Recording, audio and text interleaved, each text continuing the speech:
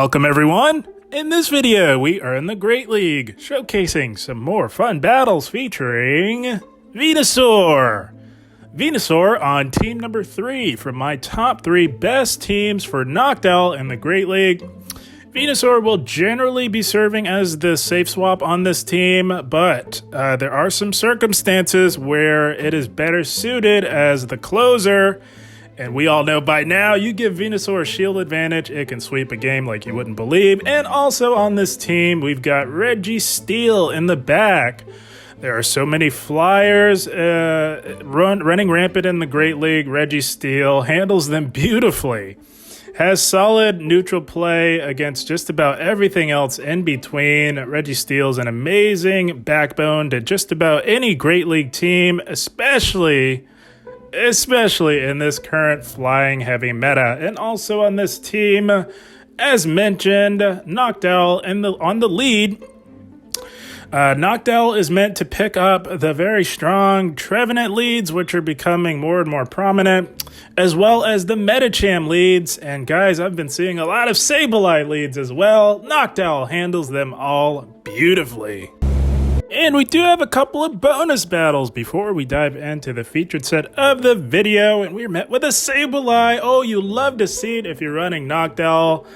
Man, it's so weird, this go-around with Great League. So many people are trying to 5-head the meta by banking on there not being Noctowls because of all the Noctowl counters. Trying to 5-head the meta, and I've been seeing a lot of ghost leads. It is quite interesting to see. You absolutely love to see it if you run Noctowl on the lead for team number 3 for my top 3 best Noctowl teams. We are just playing this out. I do like to shield the first potential return, but this Sableye is only interested in going straight foul play, so we catch the next one on to our Registeel. They were really trying to get rid of Noctowl. There's no way they stay in unless they're ABA weak, and it turns out we read the team like a book, my friends. They are ABA weak to a Noctowl. I'm telling you, people trying to 5-head the meta. Oh, you love to see it. So that's why we preserved Noctowl to draw something like this out. There's no reason if you're playing Sableye lead and you encounter a Noctowl to stay in there and try and play that out. It is impossible. So the plan worked. We drew out the Trevenant as Venusaur doesn't have the best matchup against Trevenant, especially in the one shield. They can throw whatever they want at this Noctowl. You guys know what's up. We farm this thing all the way down to Funky Town. They can throw all the resisted damage they want. It will not help them one bit. And not sure what else they could have in the back. Could be Altaria. Could also be an Azumarill. Those two Pokemon are very popular. That you do typically see those behind Sableye. It's actually an Azumarill, so this is fine. Gonna just chip with a Sky Attack, and it is looking like lights out for our opponent. Those of you who've been around for the early days of Great League, this is a classic matchup right here. Holy smokes. They do shield up the first Frenzy Plant, and they are looking to go down with the ship, it seems, and that is fine. We will shield up the Ice Beam and put this poor Azumarill out of its misery. We easily get to this Frenzy Plant. We're saying bye-bye to the Azumarill, and we are farming down the Sableye. Venusaur doing what it does best, and that is close the game strong. You love to see it. That's going to be a good game. Well played. Oh, Venusaur, so powerful, so strong, and here we go. Shadow Gliscor, this is absolutely fine for Noctowl. We love to see this, especially on the lead, and they make a play into a Dugong, my goodness. Dugong, quite spicy in this meta. Generally, I would say only good for the specialty cups. It really misses the mark by not having a solid coverage move, unfortunately for it. I do hope that they give it one day.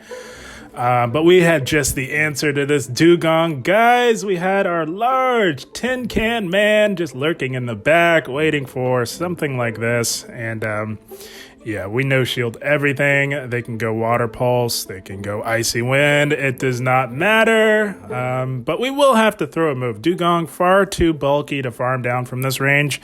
So what we're going to do is try to just no bubble this and see what comes from it. And yeah, we do get a few lock-ons out of the deal. So that works out for us. The more farm that you can load up on with Registeel, the better. They aggro swap back into that Gliscor, and we do meet this with our Noctowl.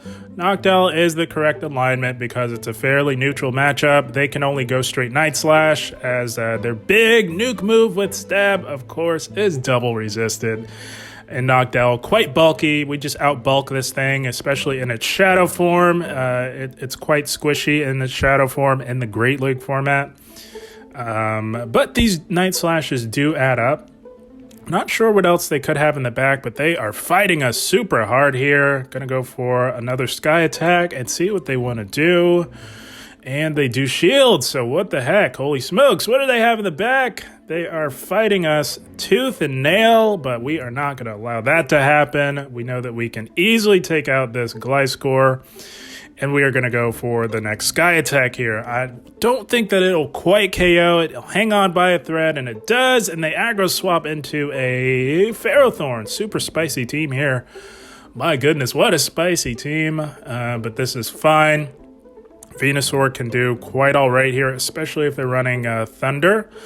It does get very annoying if they're running Mirror Shot because they can start debuffing you. But they went Power Whip, so it looks like they're running Thunder.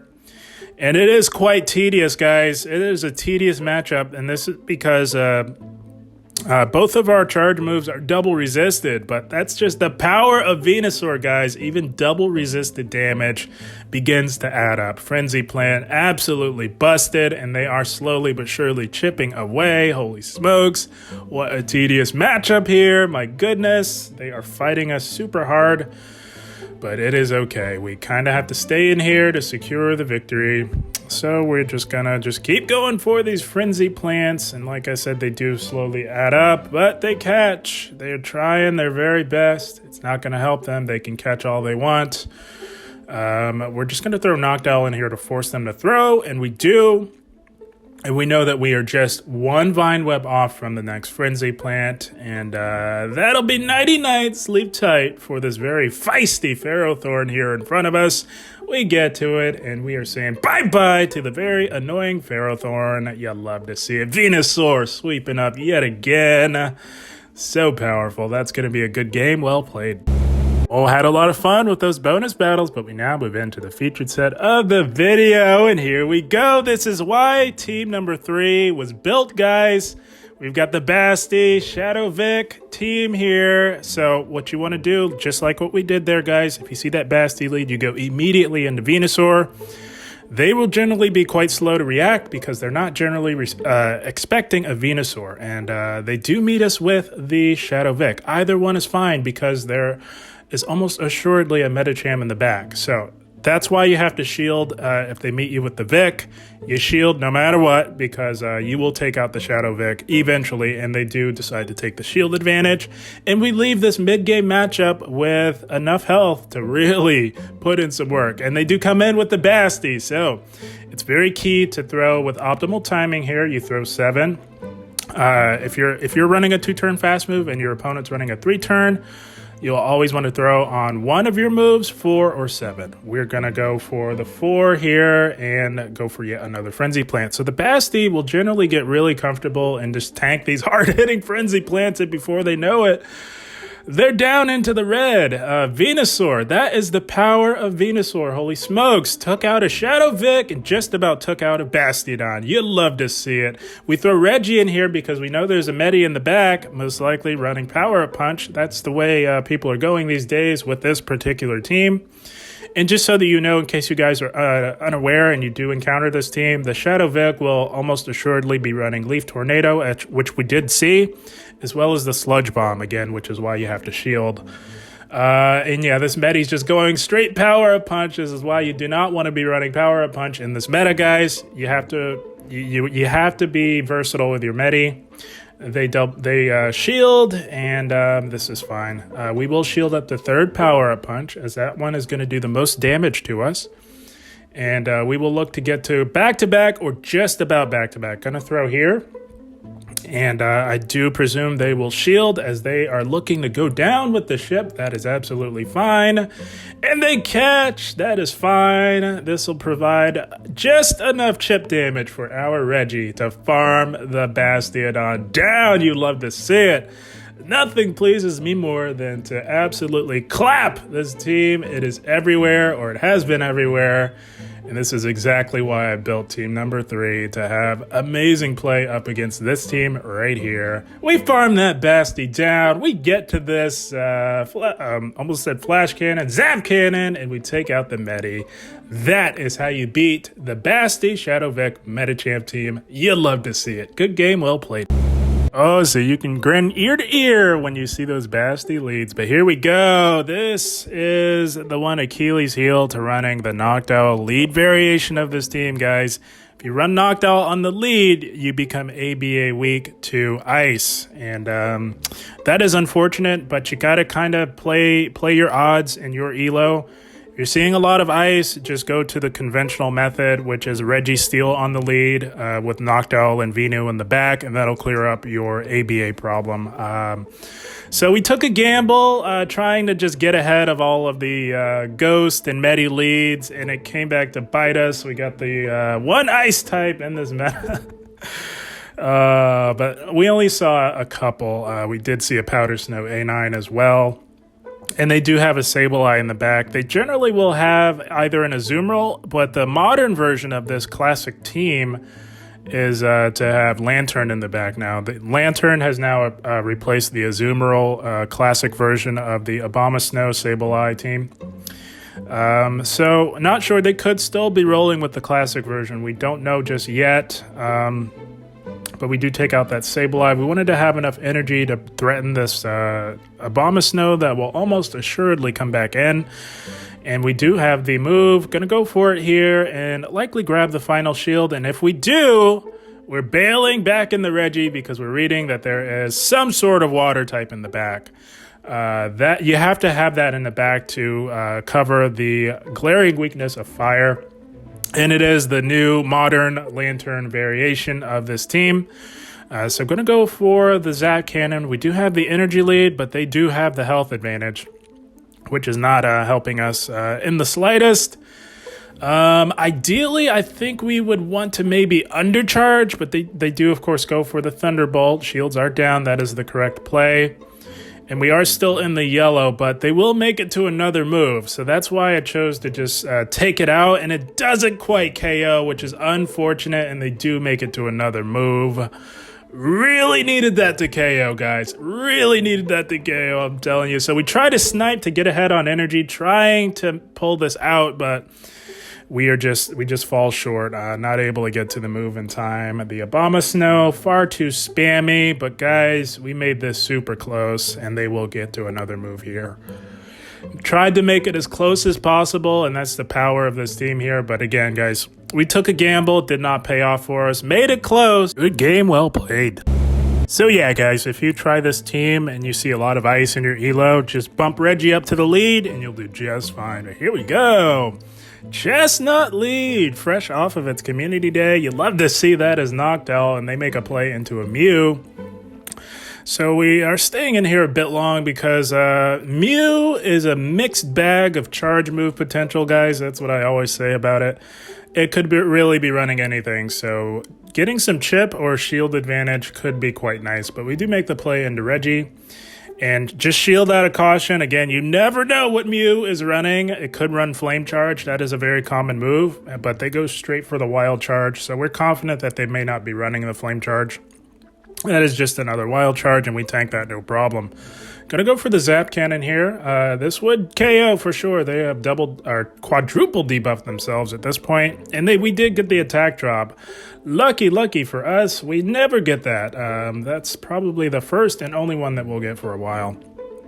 And they go Dragon Claw. We did not intend to shield either way, but you'll love to see the Dragon Claw get no shielded by Registeel. And they're trying really hard, so we don't know what they have in the bag. So we're going to just take out this Mew. Shields are down. Not the best for Venusaur, but I was willing to take that gamble. Reggie's still pretty healthy. Can definitely get to a move. And they do bring back in the Chestnut. And they're going for the farm down. That is an insane farm down by them. But they do allow us to get to this Focus Blast here. And it does big damage on the Chestnut. And we are looking pretty good here. That Chestnut can do nothing to the remainder of our team. And it is quite low. Registeel puts in the work. You love to see it. And they go Frenzy Plant. That's a massive waste of energy, especially with them planning on swapping out into a Stunfisk. Oh, you love to see it. We clap into, my friends. We clap into 2 Frenzy Plants is all we need to take out this G-Fisk. But we get a little ahead of ourselves trying to get fancy and catch an EQ, but that is fine. We don't get to pull off the satisfying EQ catch onto our flyer, but that is okay. We've got plenty more on the books, plenty more that we've done in the past, so that is fine. They go double Rock Slide, and we get to the Shadow Ball will be basically taking out this G-Fisk, just about, and it does, and that Chestnut can do nothing. They top left, saving everyone some time. That's going to be yet another good game, well played. Oh, this team was really putting in the work, especially when you pick up a juicy lead like this here. We've got a Sableye on the lead. You'd love to see it if you lead Noctowl. They make a play into a Toxapex, and we had just the answer for this Toxapex in the form of our Steel-type Registeel. We, of course, are double resisting this fast move pressure from the poison jabs, and these brines, they don't hit very hard, so we don't have to shield a thing from this Toxapex. And of course, we do have these super effective Zap Cannons, but Toxapex, about as bulky as it gets, tanks it pretty comfortably. So this is where it gets a little awkward here, because like I said, Toxapex, quite bulky. We cannot farm down, so we're actually going to go for a resisted Focus Blast. And we probably should have just completely no-bubbled this in hindsight, but we still get a little bit of farm. Could have gotten a little more if we just no-bubbled it. But that is fine. The Sableye does come back in, and they decide to throw immediately. They're not looking to over-farm whatsoever. And that is fine. We will let this go because we can easily align our Noctowl right back on to the Sableye. Although the Sableye does now have an energy advantage on us, and that is fine. They really have to go for the big return to get off any significant damage worth mentioning, and we do go for the Sky Attack. They tank that and make a play into a Pelipper. So now, getting a little tricky here, as this fast move pressure is super effective, and it does really add up. But we are going to go for the Frenzy Plant, and really put the pressure on this Pelipper here. Not going to shield this. The win condition lies with our Noctowl, and it's just a bait. But it does decent amount of chip damage, enough for them to farm down and really load up on energy, but not before having to shield another massive Frenzy Plant that would have definitely KO'd from that range.